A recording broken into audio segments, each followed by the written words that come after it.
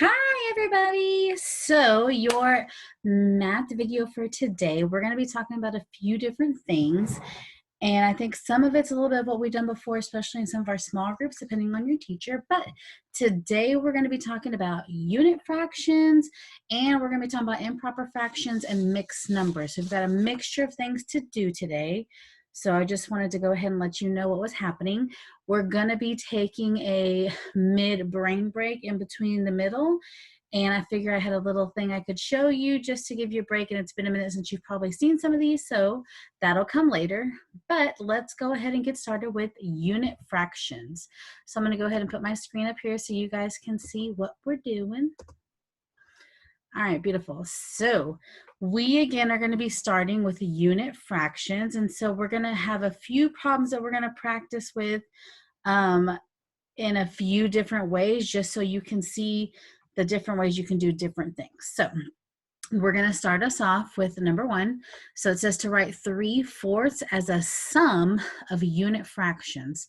So we have to know a few different things. We need to know what a unit fraction is, and we need to know what those clue words are that we've talked about in the past videos that you should look for. So I know that the sum means we're adding. That just means instead of saying what's the answer, what's the sum to addition.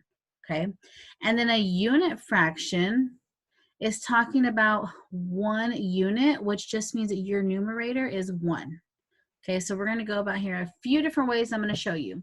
So first of all, when we have one whole thing, we've got one whole block here, which equals 1 whole, okay?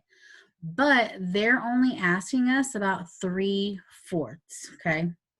So what that means is under here, we're going to have 4 parts, okay? Here we go. But they're asking us just for 3/4. So this is 2 ways to show this. I'm going to show you using kind of a fraction strip slash strip diagram, and then also as an equation. So if I know that my denominator is 4, each part will have a denominator of 4.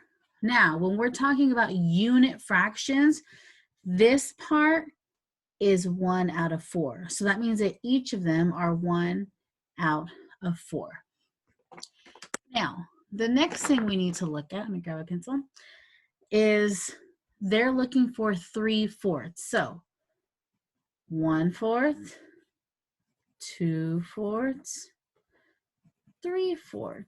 So in a model or a picture, fraction strip, whatever you want to call it, this is what it would look like.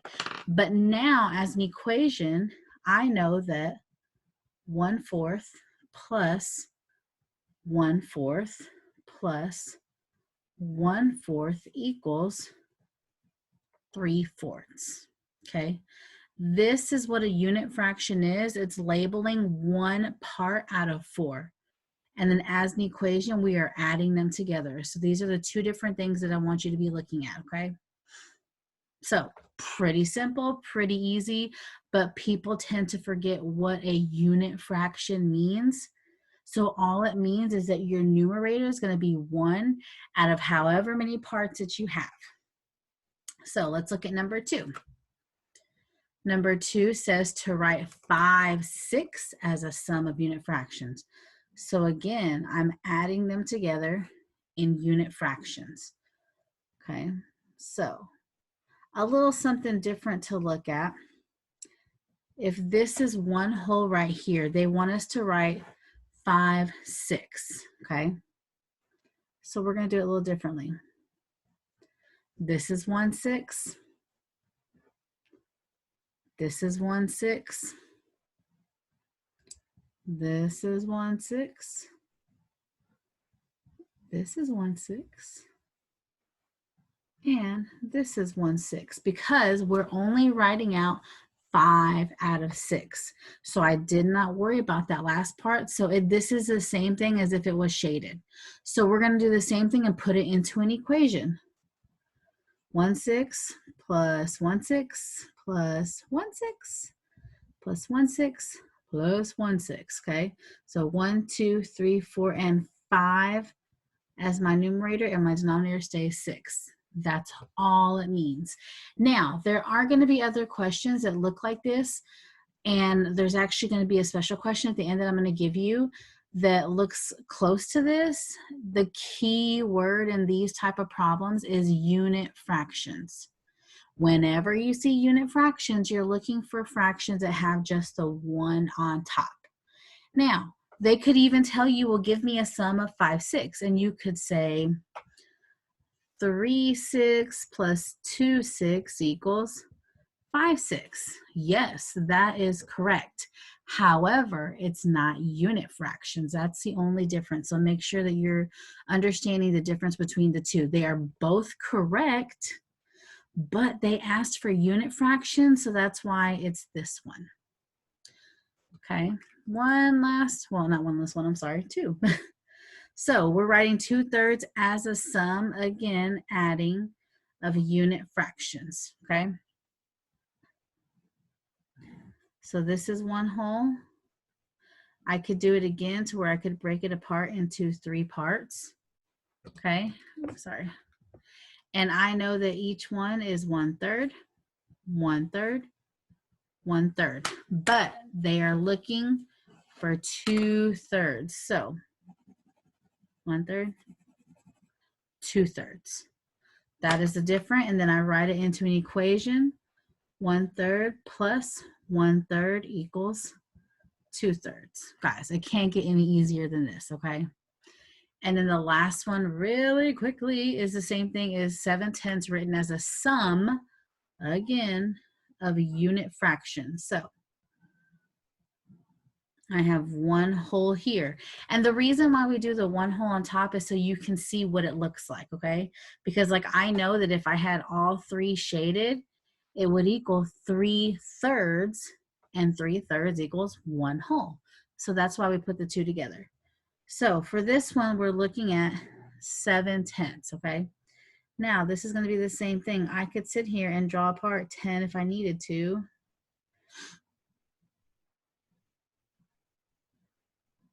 But it's going to be super tiny. Okay, it doesn't always look the greatest, but it's okay.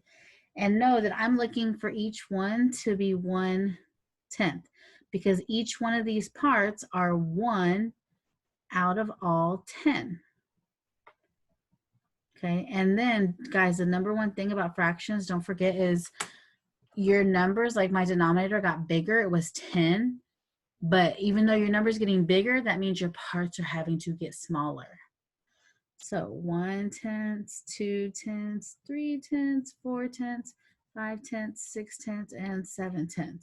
So this long, wonderful thing, as much as it is, this is what all of this means, okay? So 1, 2, 3, 4, 5, plus 1/10, plus 1/10, and yes, it gets messy, but this is kind of how it looks. Okay, is your hand gonna get tired after a minute? Of course, but sometimes that's how it is when we're working hard for math, okay?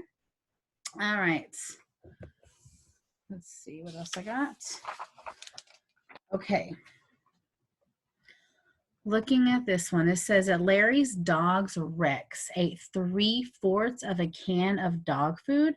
What is another, oh, I wrote that wrong, sorry. What is another way of writing 3/4? Sorry for my typo.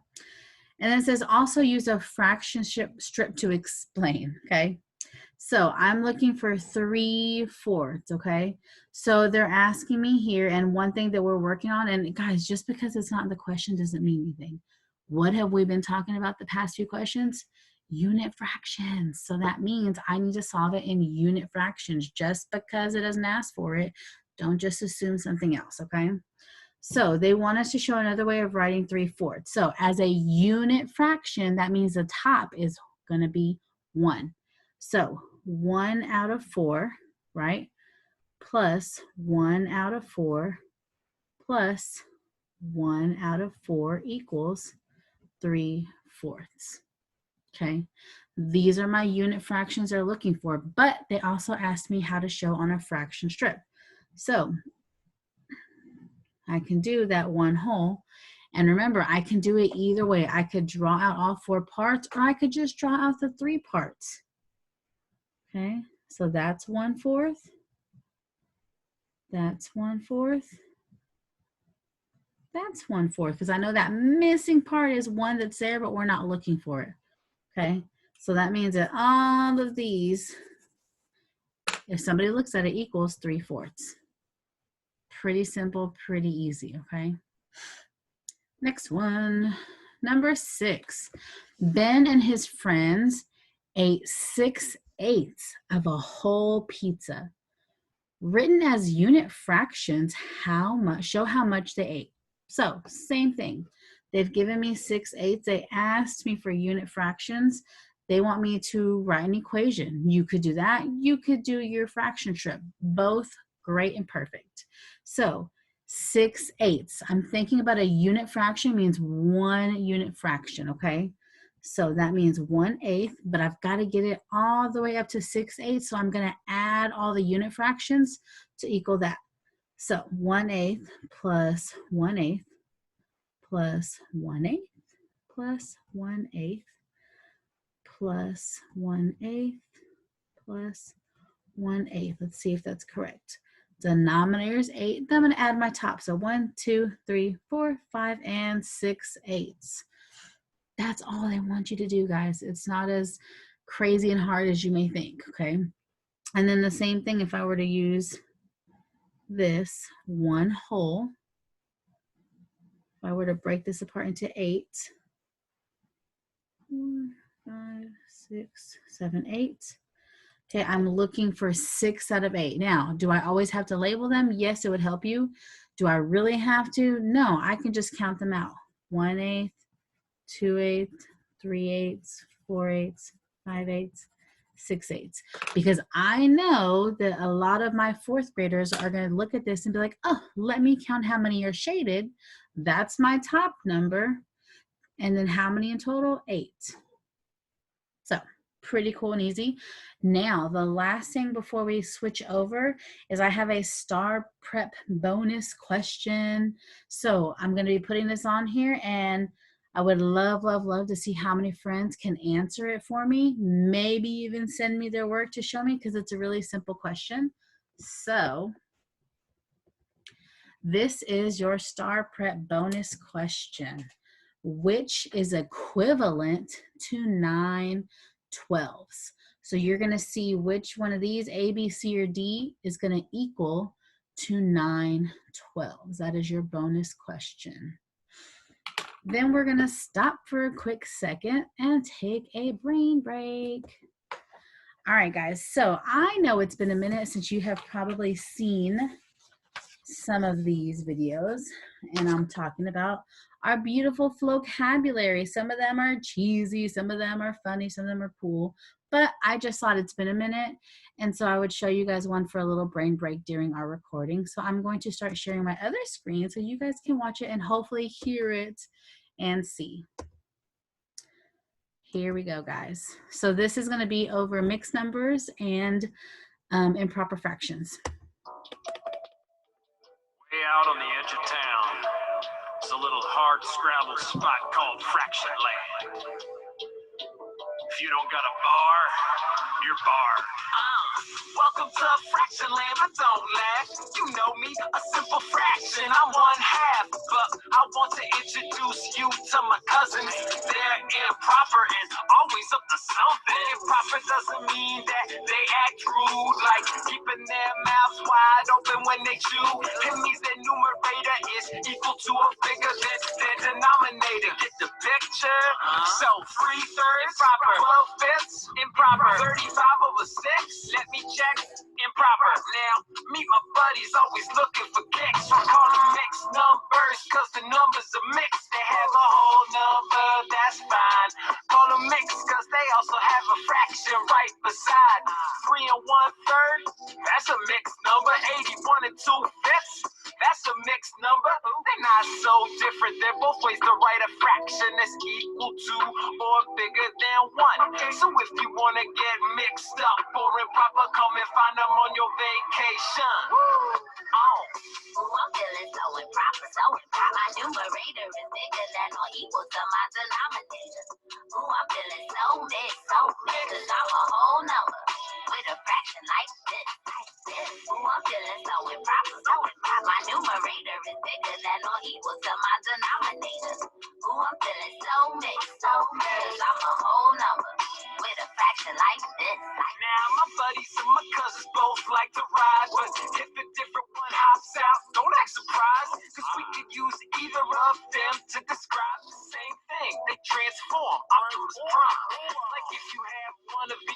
you wanna add, trying to cram them together, that would be bad. You need to switch them to the same form. Take the improper fraction 9/4. Okay, to convert it, divide the numerator by the denominator. How many fit inside? 4 goes into 9 twice, remain the 1. Put it over the denominator, that's my fraction. It's now a mixed number, but it equals the same. If we wrote it the improper fraction way, or we can switch it to the other way like this. Take the mixed number, 9 and 2/5, multiply the whole number by the denominator first. 9 times 5 is 45. Yeah, that works. Cause 45 over 5 equals 9. Add that to the 2/5. We're doing fine. We get 47 over 5. And it proper fraction, but it's not a crime. Not a crime. Any number greater than or equal to 1 can be written either way. Now let's get it done. Ooh, I'm feeling so improper, so improper. My numerator is bigger than or equal to my denominator. Ooh, I'm feeling so mixed, cause I'm a whole number with a fraction like this, like this.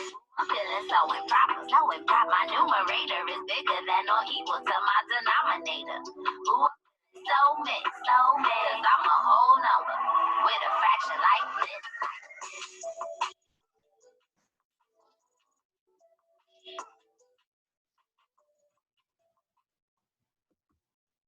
All right, guys.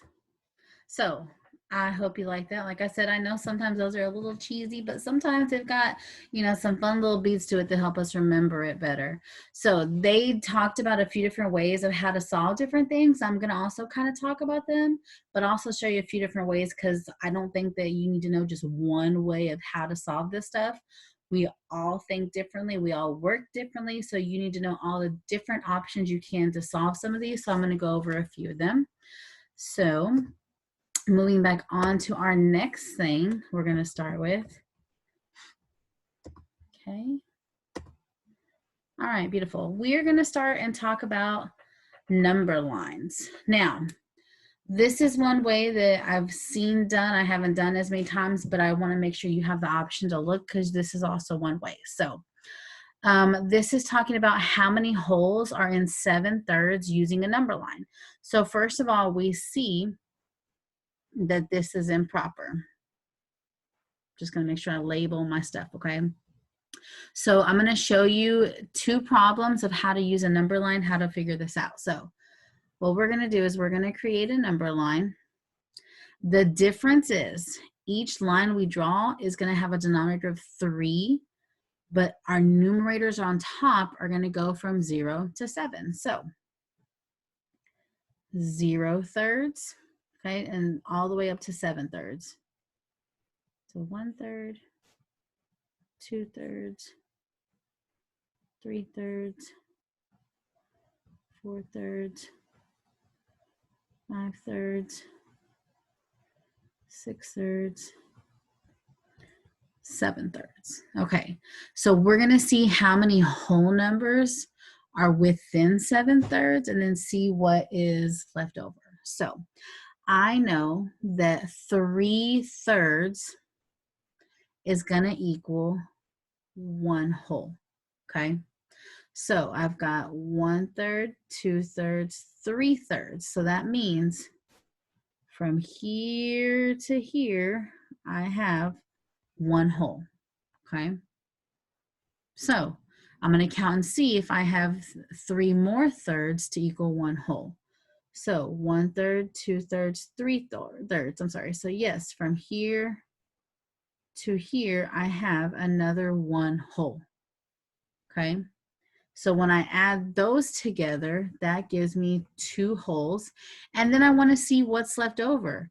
If I'm doing 1 jump, I'm only jumping 1/3. So I have 2 and 1/3 in there. Okay. One more example. How many holes are in 9/5 using a number line? So the same thing. We're going to create a number line. My denominator is going to be 5 because we see that here, but we're going to go from 0 to 9. So 0/5, 1/5, 2/5, 3/5, 4/5, 5/5, 6/5, 7/5, 8/5, and 9/5. Okay, so this is how we're labeling them.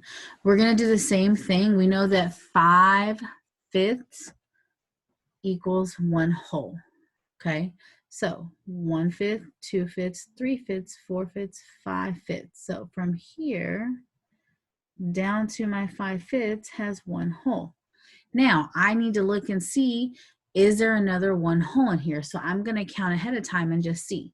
If I can't get to 5/5, then I know it's not a whole number, and I want to see what part of the whole number I have. So 1/5, 2/5, 3/5, 4/5. So from here to here, I only have 4 out of 5. So that means my answer is 1 4/5.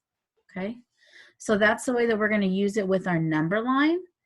But then the next thing I'm going to show you is how to use it with what we do all the time, number bonds. Okay, so we're going to work first on getting rid of these improper fractions and making them into mixed numbers. Okay, so remember that an improper fraction, like they talked about in the video, is when your numerator is the same or bigger than your denominator. Okay, and we know that a mixed number is going to be a whole number and a fraction together. Okay, so my first one here, I've got 13/10. The way that we do number bonds, again, is we start off the big old number bond, break it apart, we decompose it. So remember, we talked about decomposing is breaking it apart. Okay, so I need to figure out, the way that I like to do it is I need to figure out how many bonds are going to pull out of here. So I'm going to count by 10, okay, and see how many I need. I'm going to pass that 13 number at least one time for whatever's left over. So 10, 20. So I'm going to need 2 bonds. 1 bond, 2 bonds. My denominators are always going to be the same, so they're 10. So in order to get 1 whole, I had to pull 10 out, right? 10/10 equals 1 whole. All right. So if I take 10 away from 13, what's left over? Guys, do your math if you need to. 13 minus 10, there's 3 left over. So that leftover is going to go right here. So 13/10 actually equals 1 3/10. 1 3/10. Okay. Then we're going to move on to our next one, which is 16/10. So again, I'm hoping that you're seeing how we're breaking this apart. And going from there, sorry. All right, so 16/10 again, I'm going to create that number bond up here, 16/10. And I'm thinking, how many bonds do I need again? So 10, 20. Again, I only need 2. So number bond here, number bond here. My denominators stay the same, they're 10. Again, I want to try to pull out as many wholes as I can. So to create 1 whole, I'm going to need 10. That's 1 whole. So if I started with 16 and I took 10 away, I have 6 left over, 6/10. Okay, so that means that this one's going to be 1 6/10. Now, one thing I always like to talk about is, you never know with some of these questions and the tests and stuff that they're working with, you always want to try and simplify as many things as you can, that if you're able to simplify it, because a lot of times, especially on our STAR tests and stuff, they're going to usually try to give you the simplified answer. So just so you know this, when I'm looking at this, both of my numbers are even numbers. If both of your numbers are even, you know automatically, yep, I can simplify that. I'm trying to find a number I can divide into both of these, okay, to simplify, because that's how that works, is that we're going to simplify them. So what number can go in to both of them. So I'm thinking I always want to start off with 2. Can 2 go into 6? Yes. Can 2 go into 10? Yes. Okay, let's just try another number. Can 3 go into 6? Yes. Can 3 go into 10? No. What about 4? Can't go into either one of them. What about 5? 5 can go into 10, but it can't go into 6. I never want to pass my smallest number. So 6 can go into 6, but it can't go into 10, which means my biggest number is 2. So 6 divided by 2 equals 3. 10 divided by 2 equals 5. So I bring over my whole number. So my answer is 1 3/5. Just in case you need to know this, guys. All right. 9/5. I need to decompose that. Okay, how many bonds do I need? 5, 10, 2 again. I made it easier for you guys today. I guess I only did 2 bonds because I normally don't do that. My denominator is 5. Okay.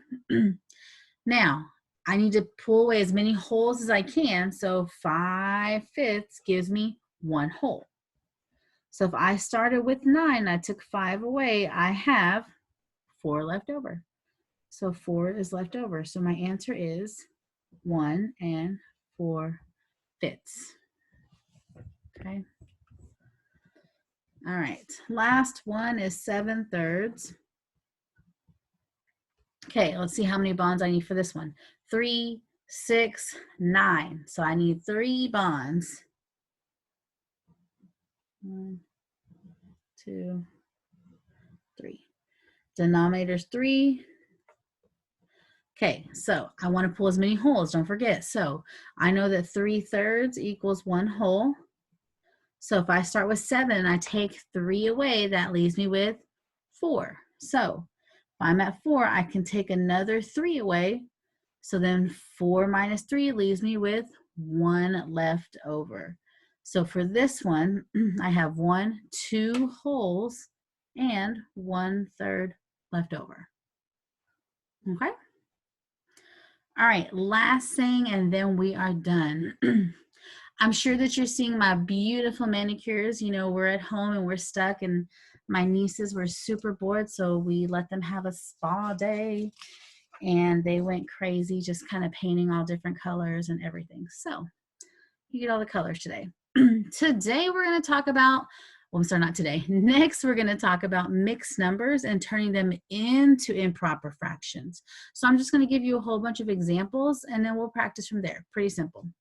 So let's say that I have 3 5, 6. Okay. Your first step, and again, we've done this before, multiply your whole number times the denominator. That is step number 1, okay? So I'm going to take this 3 and multiply it times the 6. So 3 times 6 gives me 18, okay? 18. Your second step is to add the product. Now remember, there's one of those key words. When we multiply something, we don't want just the answer, we want the product. That's all that means. Product is the answer for multiplication. So we add the product to the numerator. So I'm going to add 18 to 5, okay? So 19, 20, 21, 22, 23. That is my new numerator, okay? New numerator. So, and I'm going to use these words again. The sum is your new numerator, okay? And then, of course, your last step, which is always the easiest part of it, is your denominator doesn't change. Okay, so my denominator stays the same. It's 6. That's it. 23/6. Now, what I want to show you really quickly is something that they talked about in the vocabulary video. Another way to turn a improper fraction into a mixed number is by division. So what they mean by that is this beautiful little line right here means you can divide. So let me show you what that means. Okay, I'm going to divide 6 into 23. So I'm going to do it the way I normally do it with anybody else, by singing. So I've got this divided by this, cover up, got enough? Nope. Back it up, got enough? Yes. We're going to give the man a seat. Count by 6, don't pass 23. So 6, 12, 18, 24, 30. Oh, wait, I'm sorry, I passed it. Whoop, let me start over, guys. That was a big old mess up. Okay, count by 6, don't pass 23. 6, 12, 18, 24. Oops, back it up, and a 3 pops up. And I say 3 times 6 is 18. Hook your line, subtract. Subtract, subtract, subtract. All right, I cannot take 8 from 3. I'm going to borrow your 1. So 13 minus 8. So 12, 11, 10, 9, 8, 7, 6, 5. There's no more shade. So my remainder is 5. Now, we're going to look at this. Your quotient is your whole number. Again, what doesn't change? My denominator. So I'm going to cross them out as I go. Use my 3, use my 6. Your remainder is the part left over. So we're finding the connection between the two. Just wanted to throw that out there to show you an example in case, hey, the rest of this is too easy. I want to do division. There you go. All right, back to making improper fractions and using our beautiful steps to do it. Let's say that I have 5 and 6/8. So following my steps, I'm going to multiply my whole number times my denominator. So 5 times 8 is going to give me 40. Okay. Then I'm going to add that to my numerator. So 40 plus 6 equals 46. And that's my new numerator. And my denominator does not change. So my denominator is 8. Guys, the more you practice and do this, so easy. Make up your own problems. You see that I'm literally making them up as I go. That's all you got to do, okay? So another one, let's say we have 7 and 4/5. Same thing. Multiply your whole number times your denominator. 7 times 5 is going to give me 35. I'm going to add that to my numerator. So 35 plus 4 is going to give me 39.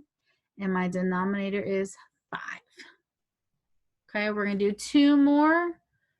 And then I will leave 2 problems for somebody to solve and send to me. So another one, let's say, let's go big. Let's say we have 9 and 7/8. We're going to make that improper. So I'm multiplying my whole number times my denominator. 9 times 8, that's a big one. Think, think, think, think, and it's 72. Okay. I'm going to add that to my numerator. 72 plus 7 is 79. And what never changes? My denominator. Very simple and easy. All right, I'm going to write you guys 2 problems to see if anybody can solve them and send them to me. So let's start off with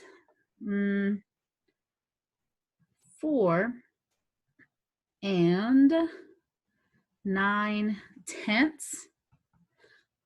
Okay, this is number 1. And then number 2, let's do 8 and 7/9. So you've got 2 problems that if you want to take a second, solve them, send them to me, send them to your teacher to send to me, whatever you want to do, post them on the Facebook posts, anything like that. Please, I'm challenging you to do those 2 plus the other problem I gave earlier, the star prep question. So I hope that you guys had a little bit of fun watching this. Guys, we're almost there. You are doing so, so great. So keep up the good work.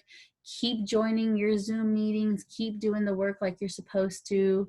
Um, I know it's kind of crazy again being from home, but at least you get to do all this in the comfort of your home. And hopefully some of you can even do it in your bed, in your pajamas, all of that. So you guys are doing great work. Keep it up. Please keep up with what you can. Again, I know it's hard, but we still have some work to do just to make sure we keep our minds flowing until we're done and it's summertime. So keep up the good work. Any questions, any answers, you can email me. You can email your teacher, text them, whatever it is, guys. We miss you a lot, and I hope that you miss us too, but keep up what you're doing, guys. All right, it was great to see you guys. See you next time.